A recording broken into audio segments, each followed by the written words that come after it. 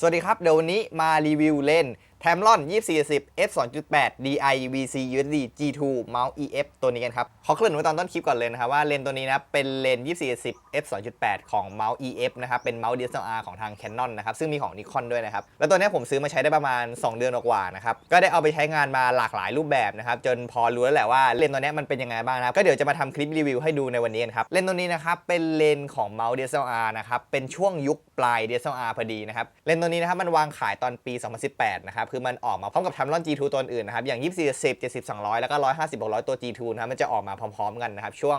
ประมาณปี 2018 นะครับซึ่งเลนส์ยกปี 2018 นะครับบางคนอาจจะมองว่าเฮ้ยเลนส์มันเก่าแล้วเพราะปัจจุบันนี้มัน 2025 แล้วมันก็ผ่านมา 7 ปี 8 ปีแล้วแต่สำหรับผมนะครับเลนส์ในยุคปี 2018 เนี่ยซึ่งเป็นช่วงยุคปลายของกล้อง DSLR เนี่ยผมยังรู้สึกว่ายังเป็นเลนส์ที่ยังค่อนข้างใหม่อยู่นะครับคือเลนส์เนี่ยมันจะถูก optimize มาให้เข้ากับกล้องในยุคสมัยนั้นๆนะครับซึ่งเอามาใช้กับกล้องยุคสมัยใหม่อย่างพวกกล้องตระกูล R นะครับก็ใช้งานได้ค่อนข้างเต็มประสิทธิภาพนะเพราะว่าผมเอาไปใช้งานจริงมาแล้วผมเอาไปติดกับ Canon R6 มาบอกได้เลยว่าใช้งานได้ค่อนข้างดีมากๆนะครับเลนส์ตัวนี้นะครับเป็นเลนส์ normal zoom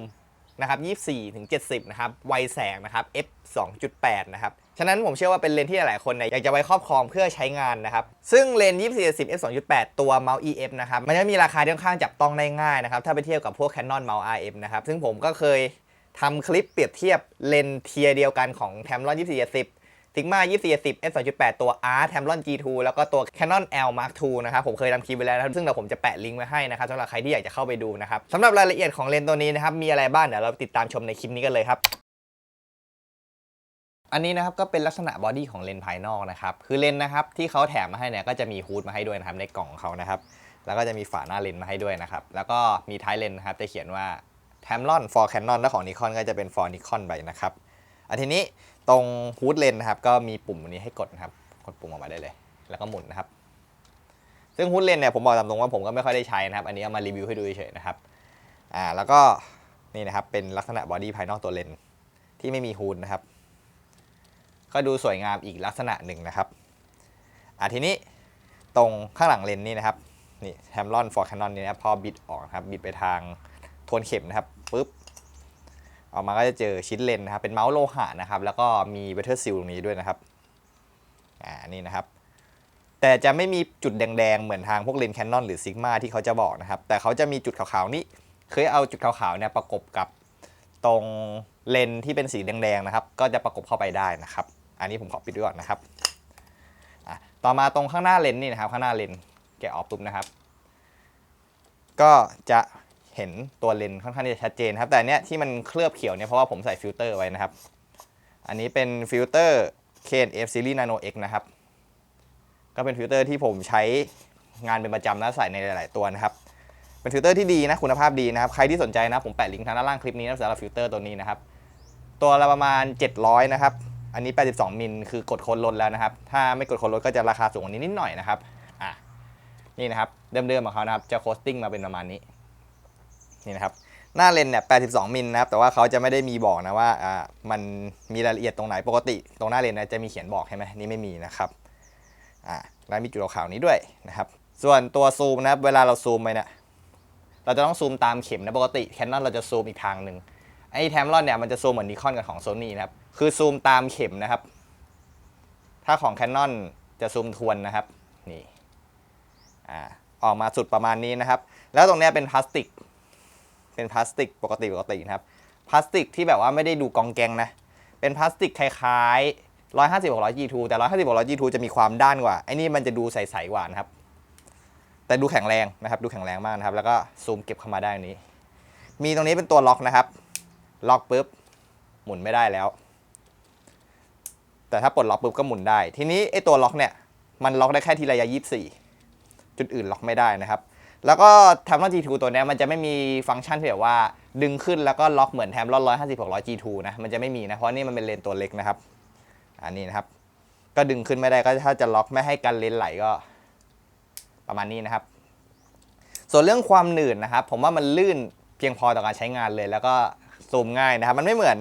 150-600ตัวนั้นน่ะมาตอนแรกมันจะหนืดมากตัวนี้คือแบบว่ามันลื่นๆเงี้ยกำลังดีมาตั้งแต่แรกนะครับมันไม่ได้ลื่นมากมันกำลังดีคือแบบปล่อยเงี้ยก็คือไม่หลุดแต่ในอนาคตเนี่ยไม่รู้ว่าพอทิ้งมาอย่างเงี้ย ซูมมันจะไหลมาหรือเปล่าเขาเลยมีตัวล็อกมาให้นะครับอันนี้ก็ต้องรอดูในอนาคตนะครับตรงนี้เป็นโลโก้แทมลอนนะครับรอบๆตัวก็ไม่มีอะไรแล้วนะครับตรงนี้เป็นแมนนวลโฟกัสนะครับนี่ซึ่งก็จะมีระยะบอกอยู่นะครับ USD นะครับเป็นมอเตอร์ USD นะครับอันนี้นะครับก็ค่อนข้างลื่นนะครับแล้วก็ตรงนี้ก็จะมีเขียนบอกไว้นะครับ SP 2470 S 2.8 DIVC USD G2 นะครับตรงนี้มีคำว่า SP อยู่นะครับตรงนี้ก็พวกอะไรต่างๆนานานะครับแล้วก็ดีไซน์ Japan Made in Japan นะครับของญี่ปุ่นนะผลิตที่ญี่ปุ่นนะครับตรงนี้เป็นปุ่มสลับ VC on off นี่คือการสั่นซึ่งการสั่นตัวนี้ดีมากเดี๋ยวรีวิวให้ดูนะครับแล้วก็ AF FF นะครับตรงนี้ซึ่งสวิตช์มันจะดูแปลกๆไปหน่อยนะมันจะเป็นแบบแนวยาวแล้วก็กดตรงนี้ลงไปลึกๆนะก็อาจจะดูแปลกแต่สำหรับผมชอบนะผมว่ามันสวยดีนะครับสำหรับผมนะตรงนี้ก็จะมีจุดขาวๆเนี่ยคือเป็นจุดแดงของ Canon เราจะใส่เลนส์เนี่ยเราต้องเอาตัวแนวไว้ตรงจุดแดงนะครับแล้วก็ตรงนี้เป็นสีเงินสวยเลยนะครับสำหรับผมนะสวยเลยนะคือเวลาแบบเอาไปประกบกับพวกกล้อง DSLR เนี่ยกำลังดีเลยนะแล้วข้างหลังนี้ก็ให้ดูไปแล้วนะครับทีนี้ผมจะลองมาชั่งน้ำหนักกันดูนะครับนี่เราลองชั่งน้ำหนักกันดูนะครับเอาแค่ตัวเลนส์ยังไม่ใส่ฟิลเตอร์นะครับดูซิว่าจะหนักเท่าไหร่นะครับผมจะถอดนี้ออกแล้วก็ลองความหน้าลงไปดูเลนส์นะครับหนักอยู่ที่906 กรัมนะครับ906 กรัมทีนี้ผมจะลองติดอะแดปเตอร์ EF to EOS R ตัวนี้นี่นะครับนี่คือถ้าเกิดจะใช้กับกล้องตระกูล R นะต้องใช้ตัวนี้ติดนะครับเห็นไหมนี่จะมีปุ่มแดงๆเนี่ยจุดแดงๆเนี่ยใกล้ปุ่มจุดขาวๆนี่นะครับให้มันอยู่ตรงกันปึ๊บใส่เข้าไปลองชั่งน้ำหนักดูใหม่ครับพอใส่อะแดปเตอร์เข้าไปนะครับหนัก1 โลอีก15 กรัมนะครับก็ถือว่าเป็นเซตที่มีน้ำหนักนะประมาณโลนึงนะครับอันนี้ผมขอใส่ฟิลเตอร์ด้วยเพราะว่าปกติผมใส่ฟิลเตอร์ไปด้วยนะครับเวลาใช้งานจริงนะเอาละครับเดี๋ยวลองดูนะครับใส่ฟิลเตอร์ไปด้วยนะครับนี่ใส่เรียบร้อยนะ KNF นะอันนี้ฟิลเตอร์แนะนำใส่ตัวนี้นะ82 มิลนะครับปึ๊บลองชั่งดูครับเพิ่มมาอีกไม่กี่กรัมนะนิดเดียวนะครับก็ประมาณโลอีกประมาณ30 กรัมนะครับสำหรับเซตที่เอาไปใช้ถ่ายได้เลยส่วนใครติดฮู้ดนะก็จะเพิ่มน้ำหนักไปด้วยนิดหน่อยนะผมลองติดให้ดูเลยเพิ่มมาอีกประมาณ40 กรัมนะครับตัวนี้ก็แล้วแต่สะดวกนะครับใครที่ชอบใช้ฮู้ดก็ลองติดไปใช้งานกันดูนะครับก็เป็นประมาณนี้นะสำหรับบอดี้ภายนอกตัวเลนส์พร้อมกับอะแดปเตอร์นะครับพอติดอะแดปเตอร์นี่ก็จะลักษณะอย่างนี้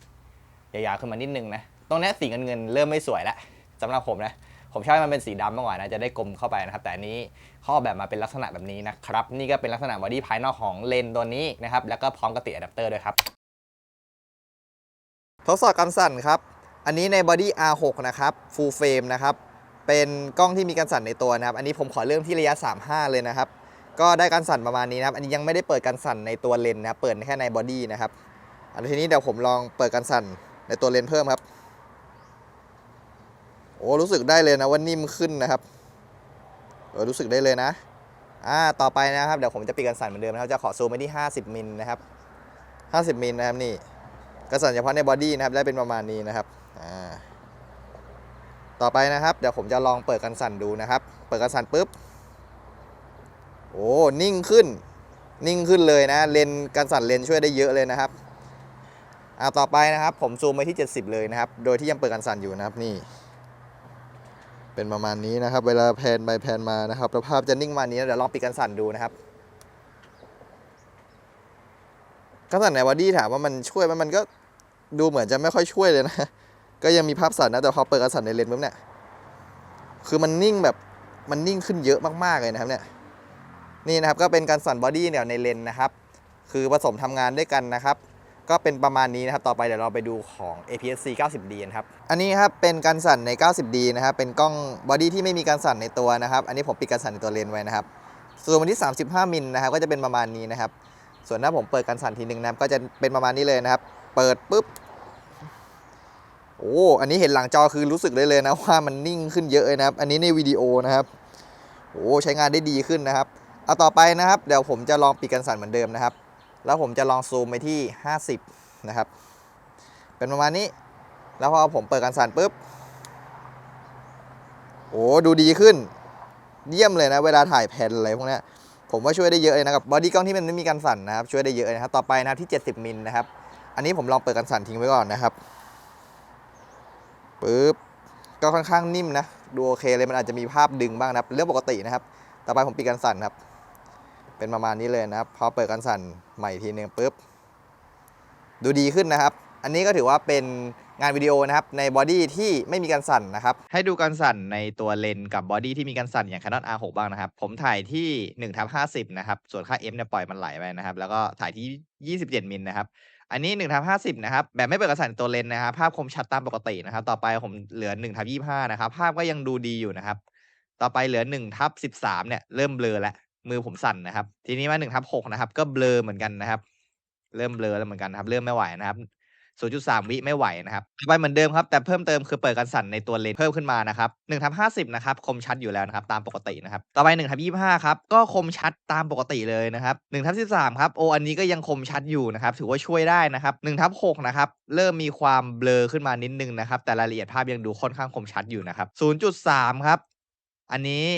เอาจริงๆมันยังใช้ได้นะแต่เหมือนมันไปโฟกัสตรงจุดอื่นนะครับเนี่ยถือว่าดีขึ้นนะถือว่าดีขึ้นเยอะเลยนะเนี่ยยังเห็นรายละเอียดอยู่นะครับต่อมาครับเป็นการวัดแบบขั้นสุดเลยนะครับคือผมใช้ Canon 90D นะครับซูมไปที่70มิลเลยนะครับ1/50นะครับแล้วก็จะลดพิกและสต็อปนะครับดูซิว่าเปิดกับปิดการสั่นในตัวเลนส์เนี่ยมันจะทำได้ดีแค่ไหนนะเพราะ 90D มันไม่มีการสั่นในบอดี้นะครับก็1/50นะครับมาปุ๊บเนี่ยจริงๆมันเริ่มเบลอแล้วนะเพราะว่ามันค่อนข้างสั่นเยอะนะพอผมดูในหลังจอกล้องนะครับ1/25ก็ไปแล้วนะครับคือถ้า1/25ไปเนี่ย1/13อะไรพวกนี้ไม่รอดหรอกนะเนี่ย1/6นี่คือแบบว่าสั่นยับที่สุดเลยนะครับเนี่ยต่อไป0.3ครับอันนี้หนักเลยนะไม่ไหวแล้วนะครับไม่ไหวตั้งแต่1/25นะสำหรับผมนะครับต่อมานะครับมา1/50นะครับอันนี้คือเปิดการสั่นในตัวเลนส์นะครับ1/50นี่ดูดีขึ้นเยอะเลยนะ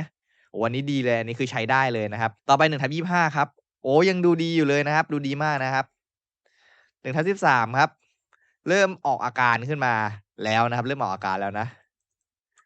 ต่อไป1/6ครับเอาจริง1/6เนี่ยมือผมน่าจะนิ่งด้วยนะคือภาพดีกว่า1/13เองนะคืออันนี้ผมว่าให้ผ่านนะ1/13น่าจะมือสั่นไปนิดนึงนะครับต่อไป0.3วิครับโอ้ก็ดูดีนะดูดีกว่าอันเมื่อกี้นะอันเมื่อกี้คือแบบว่ายับยุยี่เลยนะ0.6ครับอันนี้จริงๆผมว่ามันก็เริ่มเบลอนิดนึงนะแต่ว่ามันภาพมันซอฟต์เพราะมัน f22 นะครับทีนี้เนี่ยผมก็เลยลองให้มันโฟกัสตรงกลางแล้วลองถ่ายใหม่นะครับก็คือถือว่าไม่ไหวนะเอาจริงสักประมาณ1/6อะไรพวกนี้มันกำลังโอเคนะถือว่าการสั่นในตัวเลนส์เนี่ยใช้ได้ดีเลยนะครับสำหรับเลนส์ตัวนี้ครับอันนี้นะครับเดี๋ยวเราดูความเร็วการโฟกัสกันนิดนึงนะครับอันนี้ติดกับบอดี้ 90D นะครับเดี๋ยวดูนะครับในระยะ24มิลนะครับผมจะให้ดูตรงนี้นะครับหลักๆนะครับว่าความเร็วโฟกัสเป็นไงนะครับผมลองกดโฟกัสปุ๊บโฟกัสเร็วใช้ได้นะครับต่อไปที่ระยะ50เลยนะครับโอ้ก็เร็วพอใช้ได้นะครับเนี่ยเร็วเหมือน24เลยนะต่อไปที่70มิลครับก็เร็วเหมือนกันนะครับผมว่าพอๆกันเลยนะ24ไปถึง70นะครับความเร็วนี่พอๆกันเลยนะครับโอเคครับอันนี้ก็คือความเร็วการโฟกัสของมอเตอร์ตัวนี้นะครับเดี๋ยวเราไปดูความ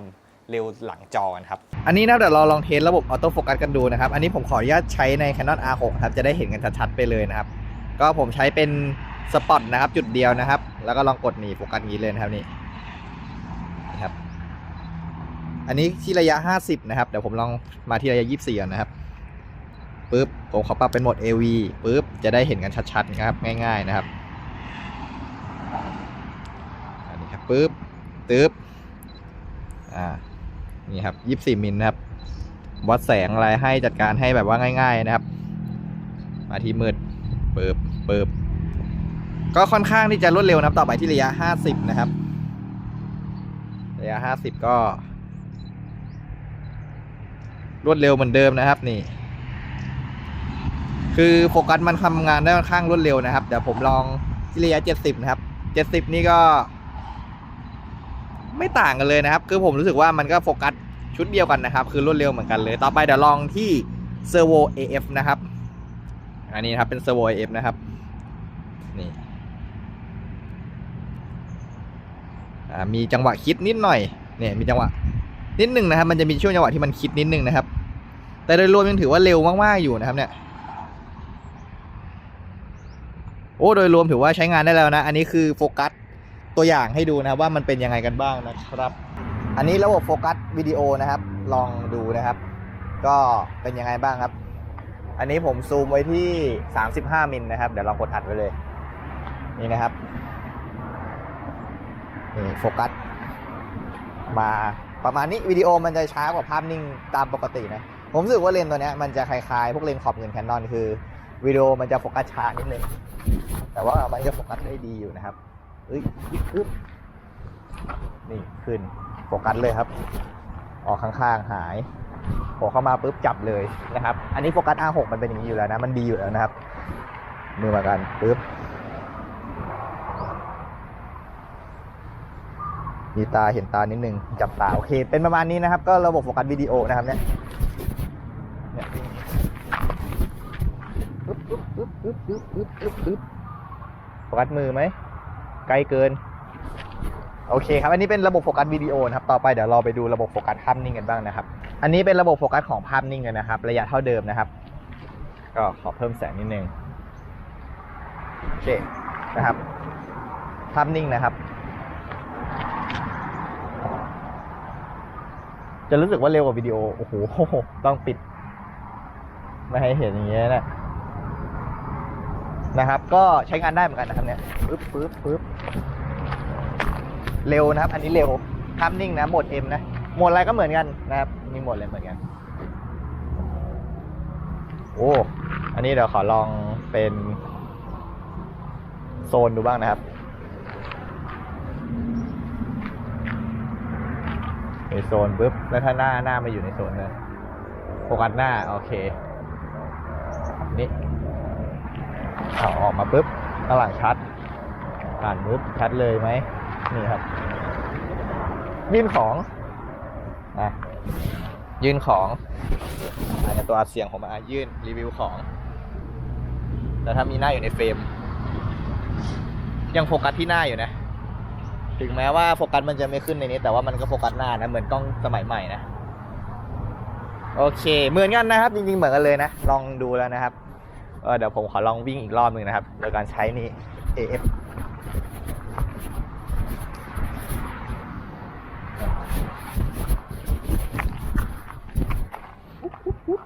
โอเคก็เป็นประมาณนี้นะครับสำหรับระบบโฟกัสของเลนส์ตัวนี้นะครับก็ทำได้ค่อนข้างรวดเร็วนะรวดเร็วเลยเดี๋ยวขอลองอีกทีหนึ่งอันนี้ลองที่ระยะ70มิลนะครับเป็นไงบ้างคือผมว่าความเร็วมันก็ไม่ได้แตกต่างกันนะไม่ได้ต่างกันเลยต้องย่อตัวหน่อยด้วยอ่ะยังเห็นตาอยู่อ่ะ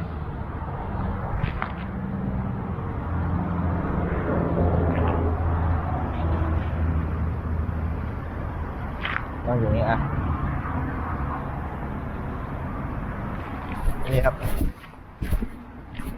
เพราะว่าไม่ค่อยต่างกันเท่าไหร่นะครับก็ระบบโฟกัสของเลนส์ตัวนี้ก็เป็นประมาณนี้นะครับก็เดี๋ยวเราไปดูหัวข้อต่อไปกันเลยนะครับก็ชุดนี้นะครับชุด Canon R6 กับ Tamron 24-11 2.8 G2 ตัวนี้นะครับเป็นชุดที่ผมเนี่ยเอาไปใช้งานมาค่อนข้างเยอะที่สุดนะครับเอาไปเป็นตัวหลักเลยนะครับทั้งภาพนิ่งทั้งวิดีโอนะครับจากการใช้งานจริงเนี่ยผมบอกได้เลยว่าดีมากๆนะครับทั้งเรื่องระบบออโต้โฟกัสคุณภาพของภาพที่ได้มาเนี่ยผมว่าเพียงพอต่อการใช้งานมากๆนะครับเลนส์นะครับรองรับการโฟกัสที่รวดเร็วของ Canon R6 เนี่ยทำงานได้แบบเต็มประสิทธิภาพเลยนะครับแต่ว่าจุดหนึ่งที่ควรจะเป็นข้อสังเกตก็คือความยื่นของตัวกล้องกับเลนส์นะครับผมรู้สึกว่ามันยื่นขึ้นไปนิดนึงนะมันทำให้เวลาตอนเอาไปใช้จริงเนี่ยมันอาจจะดูแบบไม่ค่อยสวยอันนั้นจุดหนึ่งอีกจุดหนึ่งคือบางทีแบบเวลาจับเข้าไปอย่างเงี้ยมือผมมันจะชอบไปโดนสวิตช์ออโต้กับแมนนวลมันจะปิดบางทีมันไม่ปิดกันสั่นโดยที่เราไม่รู้ตัวนะครับก็จะเจอปัญหาแค่ส่วนตรงนี้นะแต่เรื่องการทำงานโดยรวมของกล้องกับเลนส์เนี่ยผมบอกได้เลยว่าใช้งานได้ค่อนข้างเต็มระบบมากๆนะครับยกเว้นแต่วิดีโอนะครับโหมด AV 1/8 หรือฟังก์ชันการใช้วิดีโอบางอย่างเนี่ยมันยังจำเป็นที่จะต้องใช้เลนส์ RF โดยตรงของทาง Canon เท่านั้นถึงจะใช้ได้นะครับโซนนี้ผมเข้าใจได้นะเพราะ Canon เนี่ยเขาจะให้คนมาใช้เลนส์ RF ของเขาเนี่ยเยอะๆเลนส์ที่ต่ออะแดปเตอร์ใช้ไม่ได้ตอนนั้นก็เป็นจุดที่ผมรับได้นะครับสบายๆนะครับในเรื่องงานภาพนิ่งนะครับระบบออโต้โฟกัสเนี่ยคือปกติผมใช้ R6 เนี่ยผมจะเปิดเซอร์โวใช้แต่พอผมมาใช้ตัวนี้ผมก็จะสลับทั้งเซอร์โวแล้วก็วันช็อตนะคือสามารถใช้ได้ทั้งคู่เลยแต่ถ้าเกิดอยากจะให้มันแม่นๆหน่อยนะครับก็กดวันช็อตแล้วกดยิงเหมือน DSLR ผมรู้สึกว่ามันจะเข้ามากกว่าคือถามว่าเซอร์โวมันใช้ได้ไหมใช้ได้เหมือนกัน เข้าเหมือนกันแต่อาจจะมีแบบหลุดไปบ้างเล็กน้อยนิดเดียวนะครับไม่ได้เยอะมากนะครับถ่ายสัก10 รูปอาจจะหลุดไปสักรูปหนึ่งอะไรอย่างนี้นะครับก็ประมาณ1 ใน 10นะครับตัวนี้ก็เป็นจุดหนึ่งที่ต้องสังเกตเอาไว้นิดนึงนะครับคือระบบออโต้โฟกัสเนี่ยถึงมันจะทำออกมาดีแต่มันไม่ได้เพอร์เฟกต์แบบ 100% ครับผมใช้ถ่ายทั้งภาพนิ่งวิดีโอนะภาพนิ่งเนี่ยก็ไม่ได้มีปัญหาอะไรนะใช้ถ่ายได้ตามปกตินะครับวิดีโอก็ใช้ถ่ายได้ตามปกติเลยมีการสั่นในตัวเลนที่ค่อนข้างดีมากยิ่งขึ้นด้วยประกบกับกล้องที่มันมีการสั่นในบอดี้เนี่ยก็ทำให้ประสิทธิภาพของตัวกล้องกับเลนเนี่ยมันทำงานได้ดีมากยิ่งขึ้นนะครับแต่จุดหนึ่งที่ควรจะสังเกตไว้คือเรื่องน้ำหนักพอกล้องกับเลนที่ติดอะแดปเตอร์มาติดด้วยกันเนี่ยผมบอกได้เลยว่าหนักกว่าเดิมเยอะผมว่าใช้ไปในระยะยาวเนี่ยมันอาจจะเป็นปัญหาได้นะครับคือตอนถ่ายวิดีโอปกติผมใช้ 35-1.8 ในการถ่ายวิดีโอเป็นหลักนะครับแต่พอมาใช้ตัวนี้ผมลองเปลี่ยนมาใช้เนี่ยคืออย่างแรกที่รู้สึกเลยคือเรื่องน้ำหนักคือผมยืนถ่ายวิดีโอเนี่ยด้วยแฮนด์เฮลนะครับการสั่นในบอดี้กับการสั่นในตัวเลนผมว่ามันใช้งานได้แล้วแต่ถือไปนานๆเนี่ยค่อนข้างเมื่อยนะครับผมก็เลยกลับไปใช้ 35-1.8 ถ่ายเหมือนเดิมนะถ้าเกิดถ่ายวิดีโอที่มันไม่ต้องใช้การซูมอะไรมากนะครับถ้าเอาให้ง่ายเลยนะครับก็หาขาตั้งกล้องมาเสียบใส่เข้าไปนะครับแล้วก็ใช้ถ่ายวิดีโออย่างเงี้ยใช้ถ่ายได้ตามสบายเลยนะครับแล้วก็ใช้ขาตั้งวิดีโอแผ่นขึ้นแผ่นลงเอานะครับขาตั้งที่ผมแนะนำนะครับตัวนี้เลยครับ Andoer D1801 นะครับตัวนี้ราคาไม่แพงมากนะครับ 2-3 พันกว่าบาทนะครับแต่ว่ามันแข็งแรงโคตรๆนะครับติด70-200ได้ติด150-600ได้นะผมลองใช้มาแล้วนะครับตัวนี้เป็นขาตั้งที่ราคาไม่แรงแล้วก็ใช้งานกับพวกกล้องหนักๆเนี่ยใช้ได้สบายๆนะผมเคยทำคลิปรีวิวไว้เดี๋ยวผมจะแปะลิงก์ไว้ให้นะครับจากใจคนที่เคยใช้เลนส์ฟิกพวก RF35 1.8 หรือ RF85 f2 ของทาง Canon นะครับแล้วพอเปลี่ยนมาใช้ตัวนี้เนี่ยต้องบอกไว้ก่อนเลยนะครับว่าผมว่าคุณภาพภาพนิ่งเนี่ยตัวนี้มันไม่ได้ขับออกมาได้ดีมากนะสำหรับเลนส์ตัวนี้นะผมว่าเลนส์ฟิกของทาง Canon ที่เป็นขอบเงินเนี่ยมันให้คุณภาพภาพออกมาที่ดีกว่านะครับซึ่งคุณภาพภาพนิ่งเนี่ยมันแตกต่างกันขนาดไหนเดี๋ยวผมพาไปดูในไลท์รูปอีกทีนึงนะครับก็โดยรวมนะสำหรับกล้อง Canon R6 กับเลนส์ Tamron 24-10 f2.8 ตัวนี้นะครับโดยรวมเนี่ยทำงานออกมาได้เต็มระบบและดีมากๆครับเป็นตัวหนึ่งที่ผมแนะนำให้ไปถ่ายครับและด้วยความที่มันน้ำหนักขนาดนี้นะใครที่จะเอาไปเป็นเลนส์ท่องเที่ยวเนี่ยผมไม่ค่อยแนะนำเท่าไหร่นะเว้นแต่ว่าคุณแบกได้ตัวนี้ก็แล้วแต่บุคคลนะครับสำหรับผมเนี่ยผมแบกไปเที่ยวเนี่ยไม่ไหวนะเพราะว่าน้ำหนักมันเยอะจริงๆนะครับติดกับ Canon 90D เป็นยังไงบ้างนะครับ 90D นะครับเป็นกล้อง Canon APS-C 32.5 ล้านพิกเซลนะครับเป็น APS-C ที่ให้ความละเอียดที่ค่อนข้างสูงนะครับแล้วมันก็เป็นเมาส์ตรงด้วยเพราะมันเป็นเมาส์ EF ซึ่งสามารถต่อได้โดยตรงเลยนะพอมันติดกับบอดี้นะครับก็ให้ลักษณะออกมาที่ดูดีทีเดียวเลยนะครับเป็นกล้องกับเลนส์ที่ใส่แล้วค่อนข้างลงตัวนะครับแล้วจากการเอาไปใช้งานจริงของผมเรื่องระบบการโฟกัสนะครับดีต้องอย่าลืมว่าเลนส์เนี่ยมันเป็นเลนส์ของ DSLR อยู่แล้วนะครับคือระบบโฟกัสเนี่ยมันทำมารองรับ DSLR แบบเต็มระบบเลยใช้ได้ทั้งวันช็อตและเซอร์โวนะแต่ถ้าให้ผมแนะนำในการใช้นะครับถ้าเกิดคุณใช้ช่องเมาส์ข้ามในการถ่ายนะครับคุณเปิดวันช็อตยิงติ๊บปึ้งติ๊บปึ้งติ๊บปึ้งได้เลยนะคือมันค่อนข้างที่จะโฟกัสเร็วแล้วมันถ่ายได้ค่อนข้างแม่นนะอย่างผมนะเวลาใช้นะครับผมก็ส่องช่องเมาส์ภาพผมกด F on ปุ๊บแล้วผมกดยิงกดยิงกดยิงกดยิงอย่างนี้ใช้งานได้เลยนะครับเนี่ยคือเวลาผมถ่ายอย่างนี้เห็นผมถ่ายเนี่ยผมถ่ายกล้องผมถ่ายนี่ปุ๊บผมถ่ายข้างนอกปุ๊บมันรวดเร็วแล้วมันค่อนข้างแม่นนะครับคือใช้วันช็อตเนี่ยได้เลยเซอร์โวถามว่ามันใช้ได้ไหมผมก็ลองดูมันก็รวดเร็วพอสมควรนะครับผมอาจจะไม่ถนัดเท่าไหร่ก็เลยใช้วันช็อตในการถ่ายเอานะครับถือว่าโดยรวมเนี่ยใช้งานได้ดีในเรื่องระบบโฟกัสกับตัวกล้องและตัวเลนส์นะครับทำงานร่วมกันได้ค่อนข้างดีนะครับส่วนเรื่องคุณภาพภาพนะครับต้องยอมรับอย่างหนึ่งว่าถ้าจะให้คุณภาพภาพมันดีจริงๆนะคุณอาจจะต้องหลีค่า f ไปสักนิดนึงนะครับใน APS-C ที่ความละเอียดสูงขนาดนี้นะแต่สำหรับการที่เอามาติดกับบอดี้ตัวนี้นะครับมันก็จะเป็นระยะประมาณ 35-105 นะครับถือว่าใช้งานได้ดีนะครับเป็นกล้องถ่ายแคนดิดได้เลยแต่ถ้าคุณใช้ 2.8 ตลอดช่วงในการถ่ายนะครับอาจจะมีคุณภาพดรอปไปบ้างครับอันนี้ต้องยอมรับไว้นะครับถ้าอยากจะให้คุณภาพภาพมันดีมากขึ้นนะคุณอาจจะหลีค่า f ไปสัก f4 ก็จะดีมากยิ่งขึ้นครับหัวข้อต่อมานะครับเกี่ยวกับเลนส์ 24-10 เหมือนกันนะครับแต่ว่าผมจะขอเทียบกับระยะ 10-17-50 f2.8 นะครับจะเทียบระยะจริงนะครับคือ 24-10 f2.8 เนี่ยตัวนี้ผมติดกับ R6 ใน full frame นะครับก็จะได้ระยะ 24-70 เลยส่วนใน APS-C นะครับเลนส์ normal zoom f2.8 เนี่ยผมมีตัว 10-17-50 f2.8 ตัวนี้นะครับตัวนี้เป็นเลนส์ normal zoom ที่ผมใช้มานานมากนะเป็นตัวยอดฮิตนะครับเอาไปใช้งานจริงมาประมาณสัก5 ปีกว่านะครับแต่ระยะของมันเนี่ยคือ 17x1.6 นะครับได้ประมาณ 28 กว่าๆนะครับถึงประมาณ 80ผมขอตีไปประมาณ 28-80 นะครับซึ่งในตลาดกล้องปัจจุบันเนี่ยมันจะมี 24-10แล้วก็จะมี 28-70 28-75 คือมันจะระยะเริ่มต้นเนี่ยไม่เหมือนกัน 24 กับ 28 นะครับคือความแตกต่างเนี่ยมันแตกต่างกันไหมจากการใช้งานจริงของผมนะครับผมบอกได้เลยว่าต่างกันพอสมควรครับเวลาเอาไปใช้งานจริงนะครับในระยะ 28 เนี่ยเวลาไปถ่ายงานในหลายๆสถานการณ์เนี่ยผมรู้สึกว่ามันแคบไปนิดนึงมันต้องการกว้างขึ้นกว่านี้ อีกนิดเดียวอ่ะคือมันเกิดเหตุการณ์อย่างนั้นอ่ะค่อนข้างที่จะบ่อยมากๆนะครับแต่พอผมมาซื้อ24-70ตัวเนี้ยแล้วพอไปติดกับ R6 เวลาไปถ่ายเนี่ยระยะความกว้างเนี่ยมันก็ยืดหยุ่นมายิ่งขึ้นนะครับคือ24-28เนี่ยเวลาไปถ่ายงานจริงเนี่ยผมรู้สึกว่ามันเห็นความแตกต่างที่ค่อนข้างที่จะชัดนะครับอันนี้ผมพูดในกรณีที่ใครที่ใช้ full frame นะครับจะซื้อ24-70หรือ28-70นะครับแต่แน่นอนนะครับมันก็ต้องแลกกันนะครับ28-70เนี่ยระยะเนี่ยมันหายไป4มิลแต่น้ำหนักเนี่ยมันก็หายไปเกินครึ่งเลยนะครับส่วนมากเลนส์28-70บน full frame เนี่ยน้ำหนักจะอยู่ประมาณ5-600 กรัมนะครับส่วน24-70 f2.8 เนี่ยน้ำหนักมันจะเริ่มต้นประมาณสัก800-900นะครับแต่ถ้าค่ายไหนทำออกมาได้เบาๆหน่อยประมาณ700 กว่ากรัมนะครับคือน้ำหนักมันจะห่างกันค่อนข้างที่จะเยอะนะครับตรงนี้เป็นจุดหนึ่งนะครับที่ต้องไปประกอบการตัดสินใจนะว่าอยากจะได้ระยะที่มันกว้างขึ้นมาอีกนิดนึง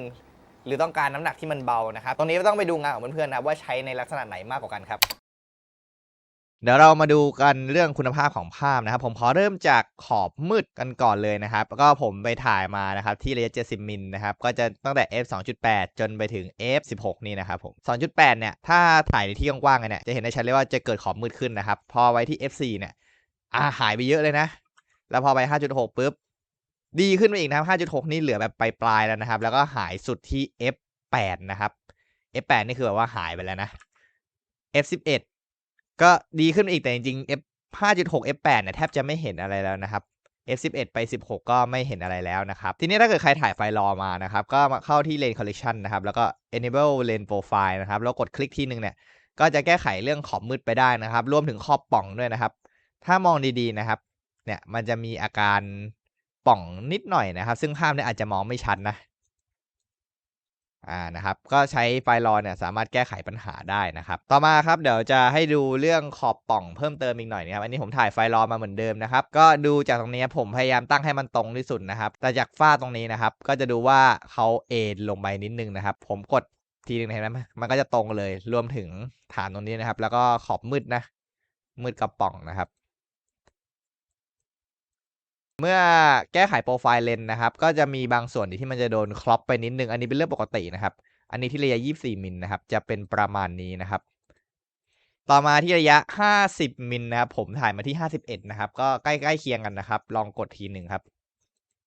ก็มีให้เห็นนะว่าน้อยลงกว่า24ไปเยอะเลยนะครับแทบจะไม่มีผลอะไรเท่าไหร่นะครับต่อมาที่ระยะ70มิลนะครับผมลองกดคลิกทีหนึ่งนะครับก็แทบจะไม่มีผลเหมือนกับ50มิลนะครับก็คือจะเห็นหนักสุดนะครับที่24มิลนะครับในเรื่องขอบป่องนะครับต่อมาเรื่องคุณภาพของตัวเลนส์นะครับผมจะขอไปเร็วนิดนึงนะครับตอนนี้ผมใช้การทดสอบนะครับเป็นกล้อง Canon R6 นะครับไฟล์20ล้านพิกเซลครับผมจะเทสทั้งหมด3ระยะนะครับมี24 50และ70มิลนะครับก็ขอเริ่มที่24มิลนะครับผมเริ่มที่ 2.8 4 5.6 แล้วก็ไปถึง f8 นะครับ24มิลนะครับตรงกลางภาพนะครับถือว่าทำความคมชัดออกมาได้ดีแล้วนะครับส่วนไปตรงขอบภาพนะก็จะเจอความซอฟต์ลงมาเล็กน้อยนะครับแต่ถ้าคุณหลีไปที่ f4 นะครับความคมชัดต้องขอบภาพนะครับจะทำออกมาได้ดีมากยิ่งขึ้นนะส่วนตรงกลางภาพนะก็ทำออกมาได้ดีมากกว่าเดิมนะครับแต่ถ้าคุณหลีไปที่ 5.6 นะครับความคมชัดจะมามากกว่าเดิมนะครับและถ้าไปที่ขอบภาพนะครับก็จะเห็นความคมชัดที่ทำได้ค่อนข้างที่จะเพอร์เฟกต์แล้วนะครับส่วนถ้าหลีไปที่ f8 นะครับตรงกลางภาพก็ทำออกมาได้คล้ายๆ 5.6 นะส่วนตรงขอบภาพก็ไม่ได้รู้สึกว่ามันแตกต่างอะไรจาก 5.6 มากขนาดนั้นนะครับแต่ความคมชัดมีมากขึ้นมาอีกเล็กน้อยนะครับโดยรวมถือว่าเลนส์ตัวนี้ทำออกมาได้ดีในระยะ24มิลครับต่อมาที่ระยะ50มิลนะครับผมถ่ายที่51มิล f 2.8 นะครับดูตรงกลางภาพนะครับตรงกลางภาพถือว่าให้ความคมชัดมาในระดับปานกลางนะครับอาจจะไม่ได้ดูแบบว่ามีความชัดมากนะครับมาที่ขอบภาพนะครับจะเจอความซอฟต์ลงมาเล็กน้อยนะครับแต่ถ้าคุณหลี f มาที่ f4 นะครับก็จะเห็นความคมชัดที่มากยิ่งขึ้นนะครับรวมถึงขอบมืดก็จะโดนแก้ไปด้วยนะครับก็จะเห็นค่อนข้างชัดเจนนะครับส่วนมาตรงกลางภาพนะครับก็จะเห็นรายละเอียดภาพที่ดูมากยิ่งขึ้นนะครับลงมาที่ขอบภาพตรงทางล่างซ้ายนะครับก็จะดูมีความซอฟต์ลงเล็กน้อยนะครับแต่พอคุณหลีที่ 5.6 ครับก็ดูเหมือนไม่ได้แตกต่างอะไรมากขึ้นนะครับแต่จะมีความคมชัดตรงขอบเนี่ยมากขึ้นนะส่วนตรงกลางภาพนะครับผมรู้สึกว่าเป็นความคมชัดที่ค่อนข้างดีมากๆนะสำหรับ f5.6 นะครับจะดูดีกว่า f4 นะครับส่วนไปที่ f8 ครับไม่ได้ดูแตกต่างจาก 5.6 มากนะครับลองมาที่ขอบล่างซ้ายนะครับก็ทำได้ดีขึ้นนะเล็กน้อยนะครับส่วนไปที่ขอบบนครับจริงๆทำได้ดีใน f4 แล้วนะครับโอเคก็เป็นประมาณนี้นะสำหรับระยะ50มิลนะครับต่อมาที่ระยะ70มิลนะครับมาดูที่กลางภาพนะครับ กลางภาพนี่จะรู้สึกเลยว่าภาพมันจะมีความซอฟต์ลงไปจาก50มิลกับ24นะครับจะดูเห็นค่อนข้างชัดนะครับจะรู้สึกได้เลยนะครับพอลองมาดูที่ล่างซ้ายนะครับดูจากขอบตรงนี้นะครับก็จะมีความซอฟต์ลงเล็กน้อยนะครับภาพจะไม่ได้ดูแบบว่าคมชัดมากนะครั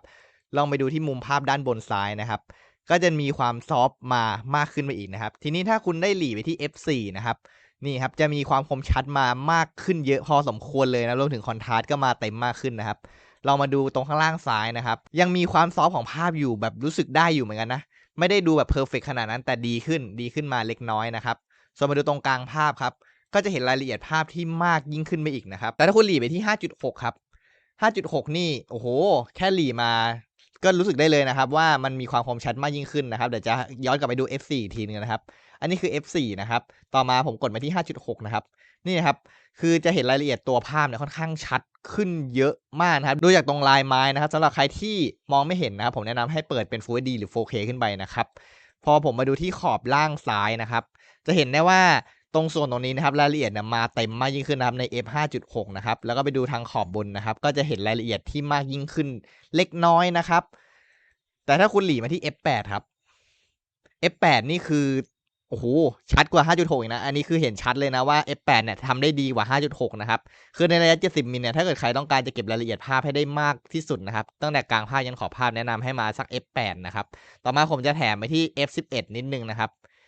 F11 นะครับจากการดูภาพนะครับผมรู้สึกว่าไม่ได้มีความต่างจาก F8 มากนะความคมชัดไม่ได้โดนดรอปเลยนะครับอันนี้ผมมาเทียบกับ F8 นะก็ลองดูนะครับก็ถือว่าทำงานออกมาได้ดีนะครับถ้าใน70มิลเนี่ยผมรู้สึกว่าถ้าจะให้ดีแบบความคมชัดดีๆเลยคือ 5.6 ขึ้นไปนะครับถ้าอยากได้รายละเอียดเพิ่มขึ้นมาอีกนิดนึงหลีที่ F8 นะครับตรงขอบภาพจะเก็บได้มากขึ้นด้วยครับมีเรื่องนึงที่ผมเจอกับการเทสเลนส์ตัวนี้นะครับคือผมรู้สึกว่า f2.8 ของเลนส์ตัวนี้นะครับมันจะให้ความสว่างมากกว่าปกตินิดนึงนะแต่ถ้าคุณหลี F มาแค่ประมาณ 3.2 นะครับหลีมาแค่ครึ่งสต็อปเท่านั้นนะครับคอนทราสต์จะเพิ่มขึ้นนะครับคือมันเป็นอะไรที่แปลกเหมือนกันนะเนี่ยทางฝั่งซ้ายนะครับเป็น f2.8 นะครับทางฝั่งขวาเนี่ย f3.2 นะผมไม่ได้เปิดโปรไฟล์เลนส์ทั้งคู่เลยนะครับจะสังเกตเห็นได้ว่าทาง 2.8 เนี่ยจะสว่างมากกว่าแต่ทาง 3.2 เนี่ยภาพจะดูมืดกว่าแต่คอนทราสต์มันมาหนักกว่านะครับอันนี้อาจจะเป็นปัจจัยหนึ่งสำหรับคนที่ถ่ายรูป JPEG นะครับถ่าย 2.8 จะได้สว่างกว่าคอนทราสต์จะลดลงแต่ถ้าถ่ายหลีกให้ f มานิดนึงเนี่ยมันก็จะทำให้เห็นคอนทราสต์ที่มากขึ้นนะครับนี่นะครับดูแล้วครับคอนทราสต์มันจะมากขึ้นแต่ภาพมันจะมืดลงนะครับอันนี้ก็เป็นจุดหนึ่งที่ผมมาเจอในเลนส์ตัวนี้นะครับเดี๋ยวเราไปดูภาพถ่ายจากงานจริงของเลนส์ตัวนี้ครับอันนี้นะครับเป็นภาพถ่ายจากงานจริงเลยนะครับเดี๋ยวจะมีคนถามนะครับว่าเรื่องสีเลนส์ตัวนี้เป็นยังไงบ้างนะครับอันนี้ผมติดกับ Body R6 นะครับถ่ายโดยที่ไม่ได้แต่งอะไรเลยนะผมตั้งเป็นไฟล์รอนะครับแต่ว่าตรงนี้ผมตั้งเป็น Camera Standard นะครับ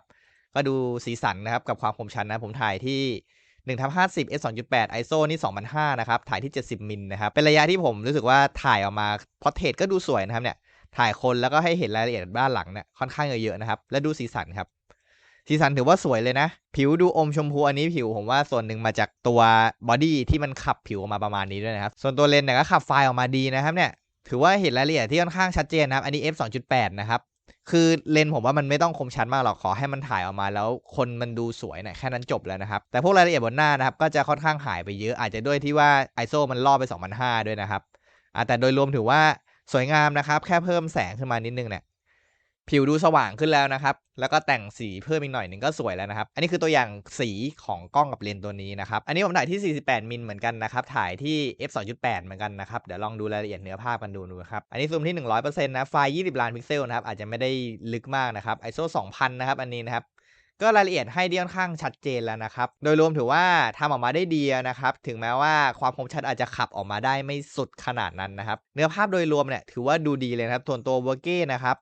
ตรงนี้จริงๆมันจะเป็นป้ายนะที่โรงเรียนนะครับละลายแบบนุ่มๆนะอันนี้48มิลนะถือว่าทำออกมาได้สวยนะครับนี่นะครับละลายนุ่มๆอย่างนี้ถ่ายภาพออกมาได้สวยงามแล้วนะครับอันนี้ลองถ่าย2คนนะครับ f2.8 เหมือนกันนะครับ ISO นี่640นะครับ49มิลนะครับไฟล์รอนะครับอันนี้ไม่ได้แต่งนะเป็นไฟล์ดิบๆเลยนะครับก็ลองซูมเข้ามานะครับที่ 100% นะครับที่หน้าน้องผู้หญิงคนนี้ก็จะเห็นรายละเอียดที่ชัดมากยิ่งขึ้นนะครับ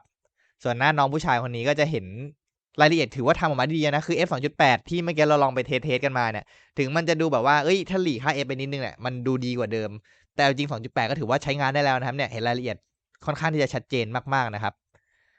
บนี่นะครับแล้วก็ส่วนตรงโบเก้นี่นะครับก็ทำออกมาได้ดูดีนะ การละลายหลังนุ่มๆกำลังสวยเลยนะครับทีนี้นะเดี๋ยวผมจะลองมาเปรียบเทียบกับ85มิล f2 นะครับ85มิล f2 นี่ก็จะได้ f2 ค่า ISO เนี่ยลดลงเหลือ400นะครับจากโลเคชันเดิมเมื่อกี้เลยครับลองถ่ายให้ดูนะครับคือ85มิล f2 เนี่ยคือผมโฟกัสที่หน้าน้องผู้ชายคนนี้นะแต่ดูที่หน้าน้องผู้หญิงคนนี้นะครับเขาก็จะเห็นได้ว่ารายละเอียดขนาดที่ว่ามันเบลอไว้แล้วนะรายละเอียดมันยังให้มาชัดกว่าเดิมนะมันให้มาแบบเต็มเลยคือถ้าจะแต่งจริงๆนะอาจจะต้องลด texture quality ลงหน่อยนะครับแล้วอาจจะต้องรีทัชหน้าเล็กน้อยนะครับคือ85 f2 อ่ะมันเป็นเลนส์ที่ให้รายละเอียดมันดีจริงๆนะเลนส์ตัวนี้นะครับแล้วก็ดูที่หน้าน้องผู้ชายคนนี้ครับก็ดูจะไม่ได้ต่างอะไรจากเมื่อกี้ครับแต่ผมรู้สึกว่า f2 ของ85ให้ดีกว่าตัวแทมลอนนะครับแล้วก็ผมรู้สึกว่ามันเกลี่ยผิวมาอีกลักษณะหนึ่งแทมลอนมันจะดูแบบนวลๆหวานๆ85มันจะดูมีความคมเข้มมากยิ่งขึ้นนะครับแต่สีก็ยังหวานอยู่ดีนะโดยเฉพาะเรื่องความคมชัดนะครับผมรู้สึกว่า85 f2 มันให้รายละเอียดมากกว่านะครับแต่24 70เนี่ยจริงๆมันใช้งานแล้วมันใช้งานอเนกประสงค์กว่าด้วยนะครับส่วนเรื่องการละลายหลังแน่นอนเลนส์ฟิกมันทำได้ดีกว่าอยู่แล้วนะครับอีกภาพหนึ่งนะครับภาพนี้ก็เป็นภาพกลางแดดเลยนะครับตั้งสปีดชัตเตอร์นั้น1/640 f4 ISO 100นะครับแล้วก็ถ่ายที่60มิลนะครับลองดูรายละเอียดเนื้อภาพนะครับโอ้โหนุ่มๆนิ่มๆนะครับใช้งานได้สบายๆนะครับโหรายละเอียดคมชัดมากนะครับเลนส์นี้ทำมาดีแล้วนะครับแล้วมีอีกภาพหนึ่งนะเป็นภาพแถมนะภาพถ่ายงานจริงเหมือนกันนะครับอันนี้ก็เป็นงานที่ผมไปถ่ายงานรถวิบากมานะครับสปีดชัตเตอร์500 f 3.2 ISO 100นะครับถ่ายที่49มิลนะครับลองดูนะครับ3.2นะครับถ่ายครึ่งตัวแบบแนวตั้งนะครับโอ้โหคมชัดมากนะครับสบายๆนะครับ49มิลนะเนี่ยมันเห็นรายละเอียดแบบสุดแล้วนะอันนี้คือการถ่ายงานจริงๆเนี่ยคือเราไม่ได้มานั่งดูหรอกขอบภาพมันเป็นยังไงบ้างอะไรยังไงบ้างนะครับคืนนี้ผมถ่ายไฟล์รอมาแล้วไฟล์รอของผมเนี่ยคือผมตั้งไว้ว่ามาถึงให้มัน enable lens profile ไว้เลยนะครับมันก็เลยจัดการให้ทุกรูปนะครับก็เป็นประมาณนี้นะครับสำหรับตัวอย่างคุณภาพภาพของเลนส์ Tamron 24-10 f2.8 ตัวนี้ครับก็สรุปเลนส์ตัวนี้นะ Tamron 24-10 f 2.8 ตัว G2 ตัวนี้นะครับเป็นยังไงบ้างครับจากการรีวิวไปนะครับโดยส่วนตัวของผมนะผมมองว่ามันเป็นเลนส์ที่ค่อนข้างที่จะคุ้มค่ากับราคามากครับเพราะว่าราคาของเลนส์เนี่ยในราคามือหนึ่งเนี่ยอยู่ประมาณสัก 26,000 ถึง 30,000 ถ้าเป็นประกันศูนย์ไทยก็อยู่ประมาณสัก 40,000 กว่าขึ้นไปนะครับส่วนมือ2เนี่ยราคาอยู่ตั้งแต่ 20,000 ต้นๆถึง 20,000 กลางๆนะครับคือมันหาซื้อได้ในราคาที่มันไม่สูงมากนะครับแลกกับประสิทธิภาพของมันเนี่ยผมว่าค่อนข้างที่จะคุ้มค่ามากครับระบบโฟกัสอะไรเนี่ยค่อนข้างดีเลยนะครับถึงเรื่องคุณภาพภาพของเลนส์เนี่ยอาจจะไม่ได้คมชัดไปมากนะครับแต่จากการใช้งานจริงของผมนะครับไอ้ความไม่คมชัดนั่นนะบางทีก็อาจจะเป็นเสน่ห์ของเลนส์ตัวนี้นะคือแลกกันว่าสีเนี่ยมันทำออกมาดูละมุนนะครับพอมันติดกับบอดี้ที่สีมันหวานๆด้วยเนี่ยโอ้โหมันขับออกมาได้ดีเลยริ้วรอยบนหน้าเนี่ยมันก็หายไปเลยนะคือเลนส์มันไม่ได้คมมากนะครับก็ถือว่าเป็นเสน่ห์ของเลนส์ตัวนี้ไปนะครับโดยรวมเนี่ยผมรู้สึกว่ามันเป็นเลนส์ที่ค่อนข้างคุ้มใช้งานง่ายเอาไปใช้ในลักษณะของมืออาชีพได้เลยนะครับคือคุณเอาไปใช้เป็นเลนส์หลักในการถ่ายงานได้เลยเอาไปถ่ายรับปริญญาถ่ายพอร์เทรตถ่ายอะไรพวกนี้เอาไปถ่ายได้เลยนะครับแต่จุดสังเกตของมันหลักๆก็จะมีเรื่องน้ำหนักของมันค่อนข้างเยอะนะครับแล้วถ้าใครใช้ Canon เนี่ยบางทีการซูมทวนเข็มเนี่ยมันก็อาจจะเป็นปัญหาสำหรับคุณได้นะครับแล้วก็ถ้าเกิดใครที่ติดอะแดปเตอร์นะครับพอมันติดอะแดปเตอร์เนี่ยเลนส์จะยื่นออกไปนิดนึงนะครับคือบางทีมือผมเนี่ยมาโดนในพวกนี้พวกออโต้โฟกัสเป็นแมนนวลโฟกัสเนี่ยมันก็มาโดนบ้างมาโดนแบบปิดการสั่นโดยที่ไม่รู้ตัวเนี่ยก็มีบ้างนะครับแต่ว่าก็ไม่ได้บ่อยขนาดนั้นนะครับแต่โดยรวมเนี่ยเลนส์ตัวนี้ผมว่าค่อนข้างคุ้มเลยนะครับและถ้ายิ่งใครที่เอาไปใช้กับกล้อง DSLR ของทาง Canon นะครับอันนี้ผมแนะนำเลยเพราะว่าการสั่นของเขาเนี่ยทำออกมาได้ดีนะครับก็จากที่ผมให้ดูตัวอย่างไว้นะครับในงานวิดีโอนะครับจากที่ไม่มีกับมีเนี่ยค่อนข้างต่างกันเลยนะครับส่วนในงานภาพนิ่งเนี่ยไม่มีกับมีก็ต่างกันนะครับโดยเฉพาะเวลาเราซูมไปที่70ซูมไปที่ระยะไกลเนี่ยมันก็เห็นว่าการสั่นเนี่ยช่วยได้ค่อนข้างที่จะเยอะเลยครับสำหรับใครที่สนใจสั่งซื้อเลนส์ตัวนี้นะผมแปะลิงก์ไว้ทางด้านล่างคลิปนี้นะครับเป็นร้านที่ผมซื้อมาเลยนะสำหรับคลิปที่ผมเคยอันบ็อกไว้นะครับผมจะแปะลิงก์ไว้ทางด้านล่างคลิปนี้เหมือนกันนะครับกดเข้าไปดูกันได้นะครับสำหรับใครที่มีความคิดเห็นอย่างไรก็คอมเมนต์พูดคุยกันได้นะครับหากพูดผิดพลาดประการใดก็ต้องขออภัยไว้ด้วยนะครับคลิปหน้าจะเป็นคลิปอะไรฝากติดตามไว้ด้วยนะครับสำหรับคลิปนี้ผมต้องขอตัวลาไปก่อนนะครับสวัสดีครับ